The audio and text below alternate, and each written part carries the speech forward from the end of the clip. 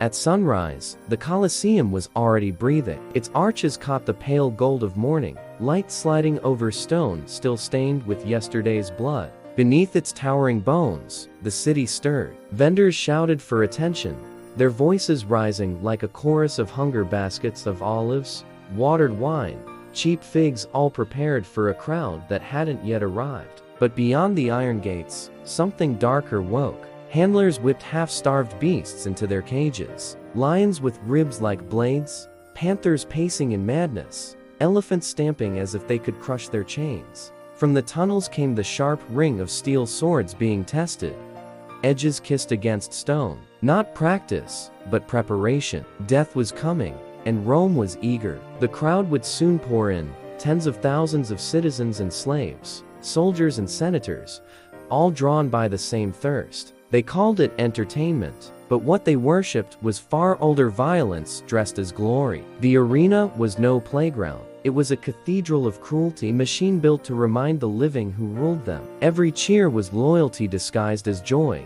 Every scream another echo in Rome's great illusion of power. And this morning, as the sun climbed higher over marble and dust, the empire prepared to celebrate what it did best, turning blood into spectacle. The first gladiatorial combat in Rome didn't begin with emperors or trumpets or the marble seats of the Colosseum. It began at a funeral. In 264 BC, the sons of Junius Brutus Sceva sought to honor their father not with statues or prayers, but with blood. 3 pairs of slaves were armed and sent to fight to the death in the marketplace. The air reeked of smoke, dung, and sweat. There was no audience, only obligation. It was called munus, a duty to the dead. Long before the empire, before Caesar, before the myth of civilization, people believed that souls could only rest when fed by sacrifice. Over centuries, that ritual mutated. What began as a grim offering to restless spirits became a game for the living. The Samnites, old enemies of Rome,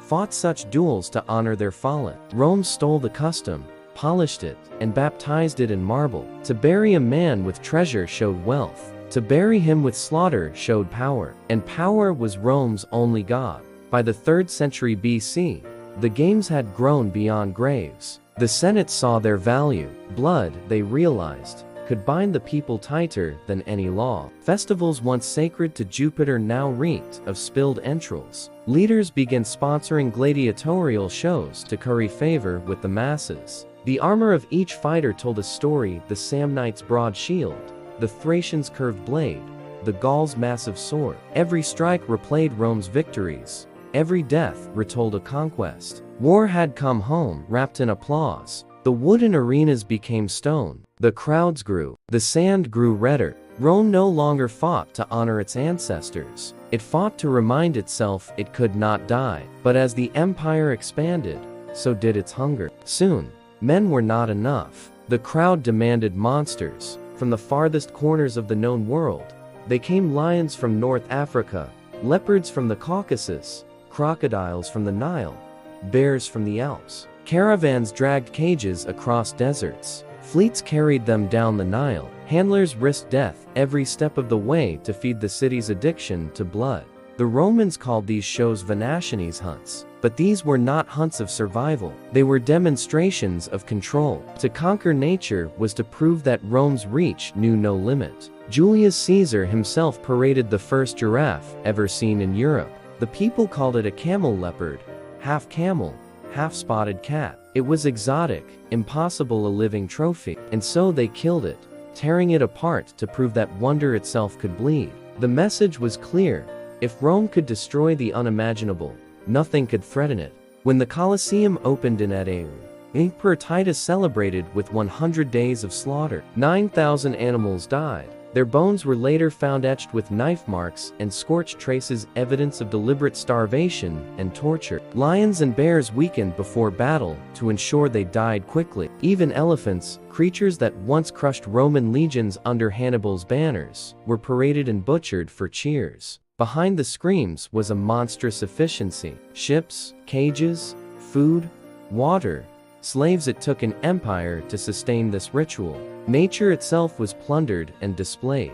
What had been a symbol of empire's triumph became its slow self-destruction. Some Roman writers, like Pliny, noticed the cost. He wrote of forests emptied, regions stripped of wildlife, species disappearing into the arena's maw. The Colosseum was not just a theater of death, it was the slow murder of the natural world. But to Rome, extinction was victory. And then came the men gladiators, the supposed heroes of this blood-stained theater. History paints them as noble warriors, equals locked in mortal combat. The truth was uglier. Rome fed on imbalance. Fights were designed for cruelty, not fairness. Many combatants weren't soldiers at all, but slaves, prisoners, and the condemned. They were forced into armor too heavy to move, given wooden swords, and thrown against trained killers. The crowd laughed as they died. Execution, disguised as sport. The Romans invented endless variations. Some fighters wielded nets and tridents like fishermen casting for human prey. Others carried curved daggers, their helmets smooth and round so the net would slide away.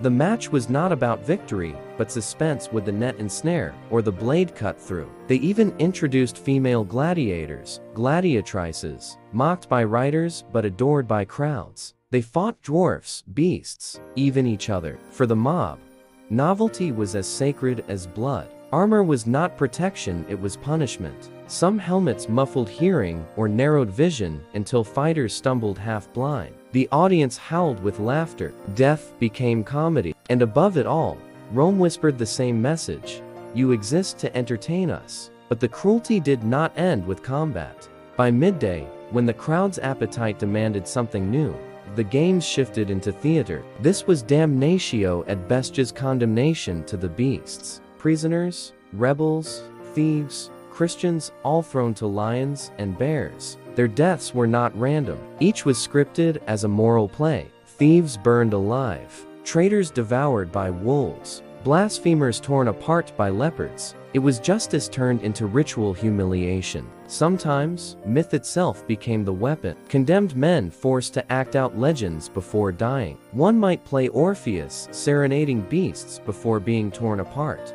Another, Prometheus, chained as vultures descended. Fire joined the stage, prisoners coated in pitch and burned alive as living torches. Children played nearby, vendors sold wine, and above it all, the smell of roasted flesh drifted toward the gods. Tertullian called them seeds of cruelty. Seneca warned that watching such horrors hardened the soul, teaching people to cheer at pain. But Rome did not listen. It could not. Violence had become its language. Then came the most unholy of spectacles, the mock naval battles, now Machii. To satisfy his vanity, Julius Caesar flooded an entire basin, filled it with ships, and sent thousands of captives to slaughter each other upon the waves. Augustus and Claudius followed, building artificial lakes, draining rivers, summoning the sea itself into the city. When the doomed greeted the emperor, moratori te salutant, those who were about to die salute you. The words became immortal. Every empire invents its gods. Rome made death one of them. Under Nero, execution became theater. Prisoners dressed as mythic heroes were burned, crushed, or flung from contraptions meant to mimic flight. They called it art. History calls it madness. Caligula, running out of prisoners mid-show,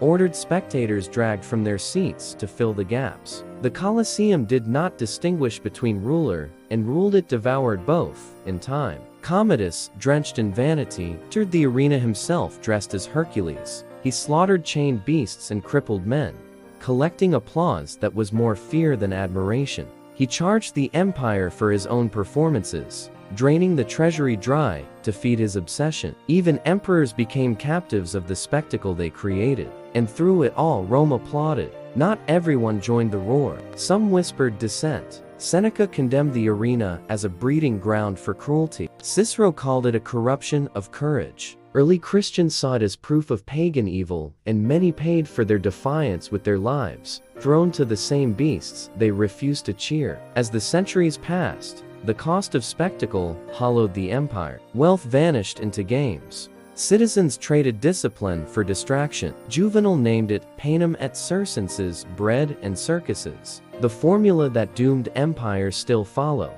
Feed the people, entertain them, and they will forget they are slaves. By the 5th century, the arenas grew quiet. Funds dried up. Beasts disappeared. The Colosseum stood hollow, its tunnels echoing only ghosts. The empire that once ruled the world had consumed itself from within. What it thought was strength had been sickness all along. Today, the Colosseum still stands, scarred and solemn, monument not to glory, but to memory. Tourists walk where lions once hunted men, where children laughed at burning bodies, where emperors posed as gods. The stone is easy to admire. Harder and more honest is to remember what it was built for. Rome's arenas were never just about blood. They were about obedience. The games taught people what to love and what to fear. Every scream was a lesson, every corpse a warning. The empire ruled not only with armies, but with the spectacle of control. And in that lesson lies the warning carved into the ruins. A civilization that glorifies cruelty will one day be consumed by it. The Colosseum may be silent now, but its echoes still breathe through the stone's roars, screams, and the sound of an empire applauding its own decay. If this descent into Rome's darkest theater stirred something in you, subscribe to Shadow History, because history's shadows are never truly gone, they only wait to be remembered.